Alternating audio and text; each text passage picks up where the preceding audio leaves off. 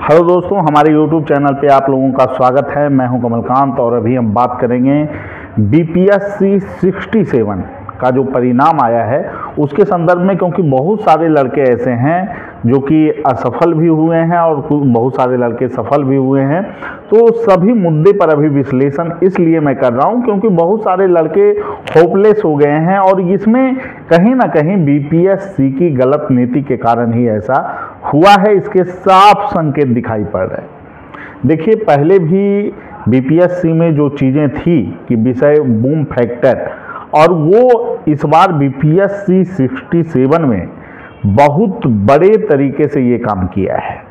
और इसमें किसी लड़के का दोष नहीं है, ये आयोग के कार्यप्रणाली का दोष है कि BPSC के द्वारा जो खेल है हमेशा की तरह इस बार भी चला है।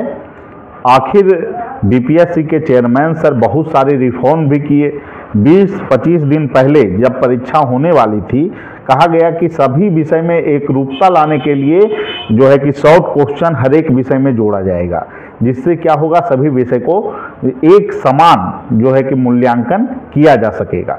लेकिन परिणाम जो आए हैं उसमें ऐसा कोई भी झलक दिखाई नहीं पड़ रहे हैं।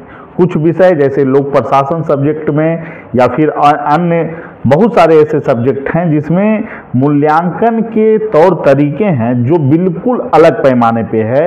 आपको शॉर्ट क्वेश्चन में 2 से 3 नंबर दे दिया गया है और फिर लॉन्ग क्वेश्चन में भी 20 से 22 नंबर दिया गया है। कुछ ऐसे सब्जेक्ट हैं जिसमें आपको मूल्यांकन जो किया गया है उसमें शॉर्ट क्वेश्चन में 7 से 8 नंबर तक दिए गए हैं और जो लॉन्ग क्वेश्चन है उसमें आपको 34 से 35 नंबर दिए गए हैं। वेरिएशन नंबर का जो वेरिएशन हुआ है उसमें सबसे बड़ा जो फैक्टर है, मूल्यांकन के तरीके का मापदंड एक नहीं होने के कारण ऐसा हुआ है, जिससे कि बहुत सारे छात्र, उनको लग रहा है कि उनके पास योग्यता थी, उनका चयन हो सकता था, लेकिन BPSC के गलत नीति के कारण उनका चयन नहीं हुआ है। अब प्रश्न उठता है कि BPSC में सुधार की इतनी चीज़ें चल रही है, BPSC नए नए तकनीक को अपना रहा है, तो फिर ऐसा क्यों हुआ? सवाल इसलिए भी उठ रहे हैं क्योंकि जो आपको मुख्य परीक्षा था उससे पहले विषय बदलने के ऑप्शन दिए गए थे।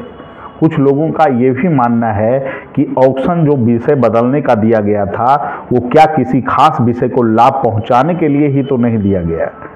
तो सवाल बहुत सारे हैं जो खड़ा हो रहे हैं, छात्रों के प्रश्न हैं, तो वो प्रश्न हम लोग भी उठाएंगे। लेकिन बात यही है कि जो लोग मेहनत किए हैं उनका भी चयन हुआ है, तो कहाँ तक इसमें गड़बड़ियाँ हैं, कैसे इस तरीके से कुछ खास विषय को लाभ मिला है, इस पर गहन जांच की आवश्यकता है। और निश्चित रूप से मैं यही कहूँगा कि जो चीज़ें हुई है वो तो अब आगे तो वैकल्पिक विषय नहीं है, तो BPSC में ये चीज़ें अब नहीं होगी। लेकिन जो चीज़ें हुई है वो ऐसे कैसे हो गई, जब अतुल सर खुद बोल रहे थे कि सभी विषय को एक रूपता के साथ कॉपी का मूल्यांकन होगा, तो इसमें कहीं से भी ऐसी चीज़ें का कोई झलक नहीं दिखाई पड़ रहा है। जो मूल्यांकन का प्रोसेस है वो पहले 60-62 जो 56-59 में रहा है उससे भी बुरी स्थितियां देखी जा रही है। और यहाँ पर जो डिजिटल कॉपी का मूल्यांकन हुआ है, तो किसी क्वेश्चन में बच्चे ने 2 तरह के क्वेश्चन के आंसर लिखे हैं, तो किसी का जो है कि दिखाया जा रहा है कि क्वेश्चन नंबर अगर 7 में 3 जगह अंक दिए गए हैं, बच्चे ने 3 डायमेंशन में क्वेश्चन का आंसर लिखा है, 3 डायमेंशन में क्वेश्चन है, किसी किसी का एक ही डायमेंशन में स्कोर देकर छोड़ दिया गया है। तो ये जो गड़बड़ियां हैं ये कैसे हुआ?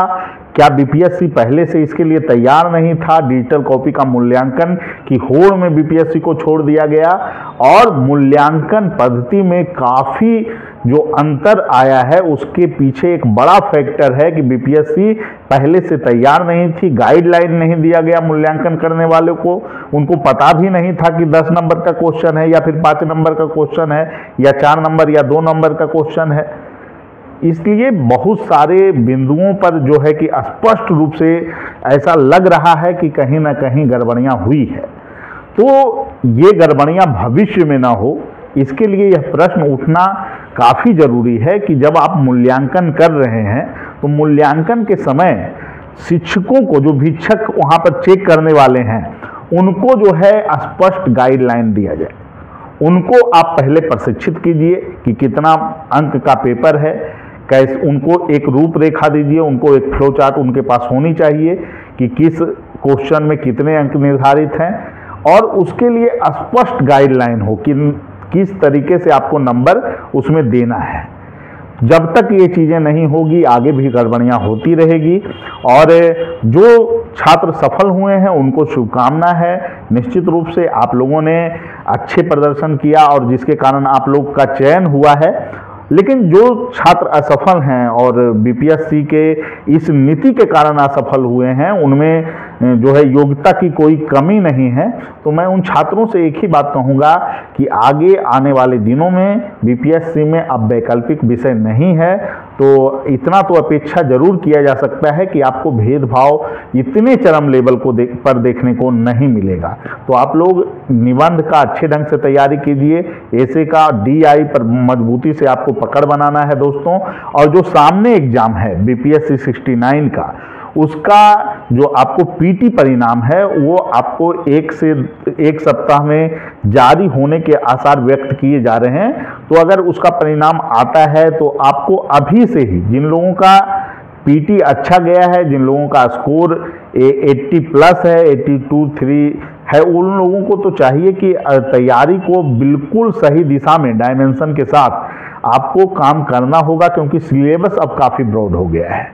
और इसके लिए हम लोग जो है कि टेस्ट सीरीज का आयोजन कर रहे हैं। ऑनलाइन ऑफलाइन दोनों मोड में टेस्ट सीरीज का आयोजन हो रहा है। तो बीपीएससी में बदलते पैटर्न के अनुसार आपको अपने लेखन शैली में सुधार करना होगा, तभी आपको अंतिम सफलता में आप शामिल हो सकते हैं।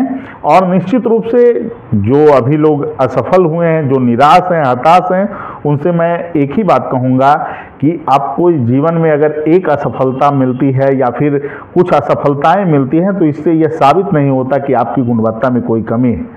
आप बीपीएससी में ऑफिसर बन के सिलेक्शन पाके भी आप समाज के लिए अच्छा काम कर सकते हैं, या फिर किसी अन्य चीज़ों में भी आप उल्लेखनीय कार्य कर सकते हैं जिसमें आपकी पहचान बने। इसीलिए बहुत ज़्यादा निराश होने का मतलब नहीं है। आगामी दिनों में बीपीएससी 17 में भी सीटों की संख्या काफ़ी अच्छी आने वाली है। 17वीं बीपीएससी हमारे समझ से उसका विज्ञापन हो सकता है लोकसभा चुनाव के पूर्व ही फेंक दिया जाए, तो निश्चित रूप से आप लोगों के लिए एक अच्छी बात होगी। और सीटों की संख्या उसमें लगभग, क्योंकि प्रमोशन हुआ है और जो है कि प्रमोशन सुप्रीम कोर्ट में जो प्रमोशन का मैटर लटका हुआ था, तो विभिन्न डिपार्टमेंट में जो प्रमोशन हुए हैं, तो सीटों की संख्या इस बार अच्छी खासी आने की पूरी संभावना है। 1000 से 1200 सीट हो सकती है। तो आप लोग को निराश नहीं होना है, लगे रहना है। निश्चित रूप से आपको सफलता मिलेगी। और एक ही बात कहूँगा कि बीपीएससी को अपने आंतरिक जो उनके आधार हैं, जो कॉपी मूल्यांकन के तरीके हैं, उसमें काफ़ी कुछ सुधार किए जाने की आवश्यकता है, जिससे कि योग्य छात्रों का चयन सुनिश्चित हो। ठीक है, सभी लोगों को धन्यवाद। फिर अगले वीडियो में मिलेंगे। Thank you.